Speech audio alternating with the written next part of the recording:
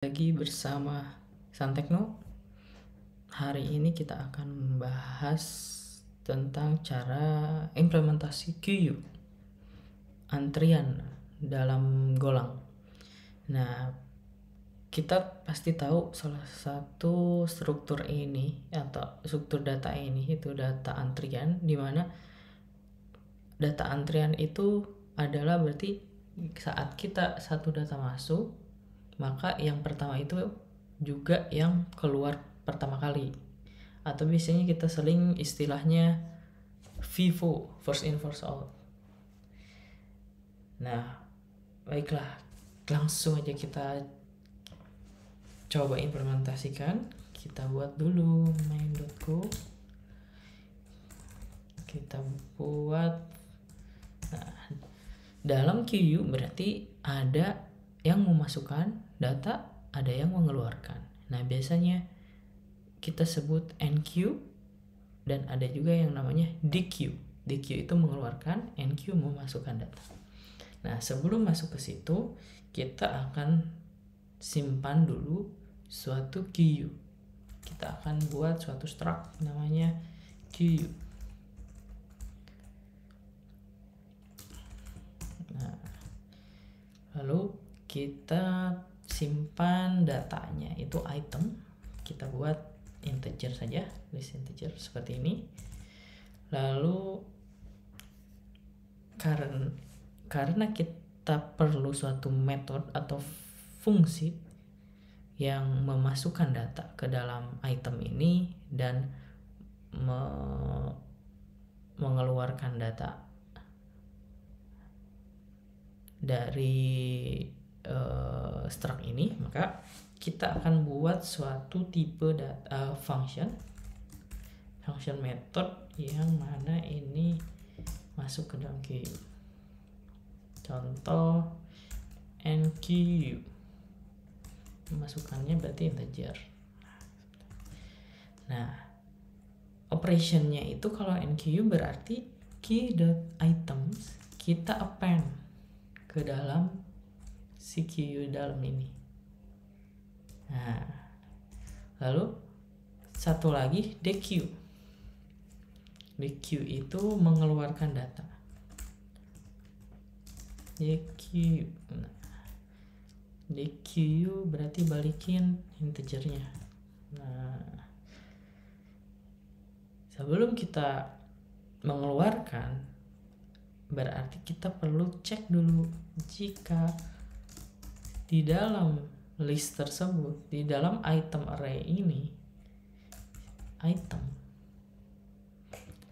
bentar, biar agak enak ya, karena di sini dah itemnya itu items data, biar kita tulis saja items. Nah, items sama dengan 0, return -1, berarti datanya itu udah kosong. Kita kasih tanda -1. Lalu satu lagi kita keluarkan items key.items, berarti kita akan mengeluarkan data yang pertama. Kita pasti ngambil yang pertama, lalu kita akan keluarkan yang pertama, lalu kita mengambil setelah yang pertama. Nah, gini, item. Nah, lalu kita balikin item yang mau dikeluarkan. Oke, ini fungsi dasarnya dari suatu QU atau antrian. Nah, untuk mengetesnya kita akan coba buat fungsi main, lalu kita inisialisasi QU. Nah, lalu kita QU encode 1, QU encode lagi 2, QU encode lagi 3. Berarti kita punya 1, 2, 3 datanya, antriannya. Yang pertama 1, yang kedua 2, yang ketiga 3. Nah, saat kita mau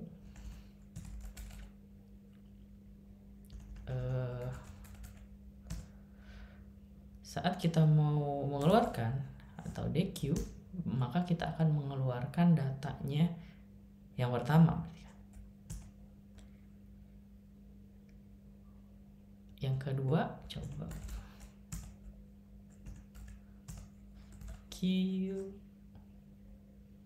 DQ, atau biar enak kita coba deh Q items. Terus 1 kali, 2 kali, 3 kali. Nah, keempat kalinya deh. Kita pengen tahu. Kita coba running, atau kita coba running pakai goran.co.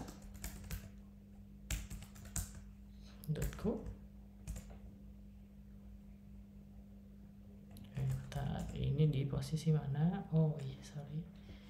Berarti kita running pakai ini saja, biar kita sekalian debug juga.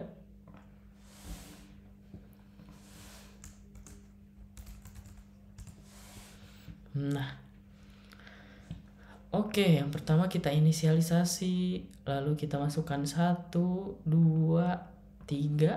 Nah, berarti dalam key ini itemsnya udah masuk nih, array pertama, array kedua, array ketiga. Lalu kita DQ nih, DQ berarti nomor 1 nih keluar. Lalu kita print si itemsnya itu ada nggak. Oh, berarti kita itemsnya pakai ini aja,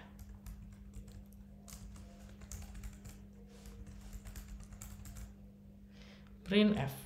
Kita pakai printf biar tahu dalam arraynya. Nah, seperti ini. Kita close dulu. Nah, 1, 2, 3, 4. Nah, kita akan mengeluarkan data-datanya sampai ke yang keempat. Kita running, masuk, kita keluarkan 1. Berarti si Q itemnya itu ada berapa? Nah, sisanya 2 sama 3. Keluarkan lagi nomor 2, maka sisa nomor 3. Kita keluarin lagi nomor 3,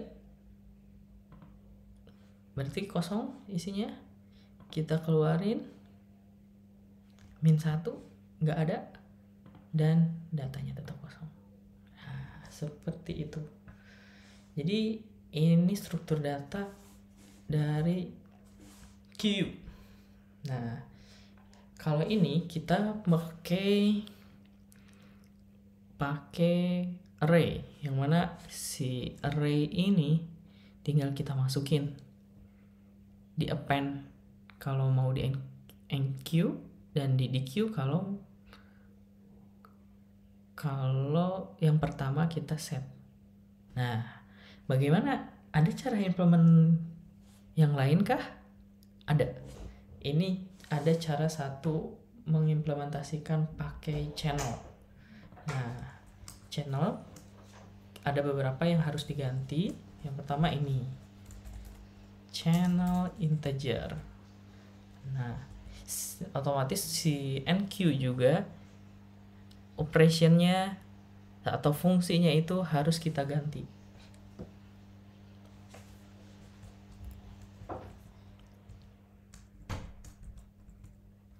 Nah, setelah itu kita ganti yang ini. Si items, karena kita pakai channel, berarti pemakaiannya berbeda. Kita pakai yang namanya tanda panah. Nah, tanda panah ini menandakan bahwa kita akan memasukkan suatu data ke dalam items channel ini. Caranya dengan seperti ini. I diarahkan ke dalam items. Lalu saat di queue, karena kita kalau di dalam array harus ada pengecekan si arraynya itu masih ada atau enggak. Nah, kalau dalam items,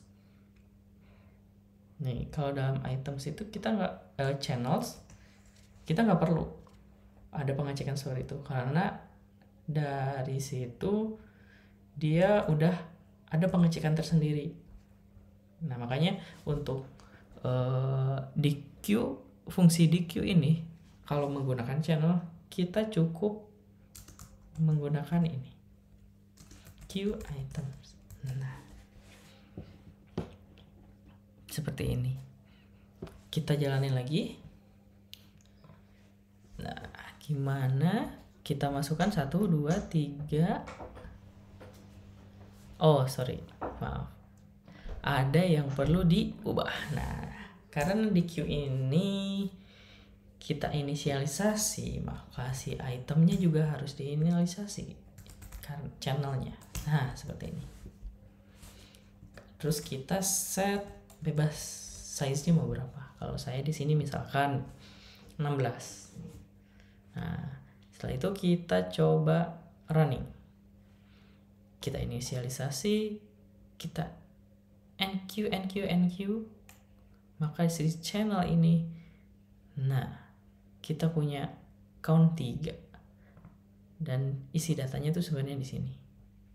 Kalau elemennya saya juga kurang tahu isinya, tapi dalam hal ini dari sama halnya seperti array,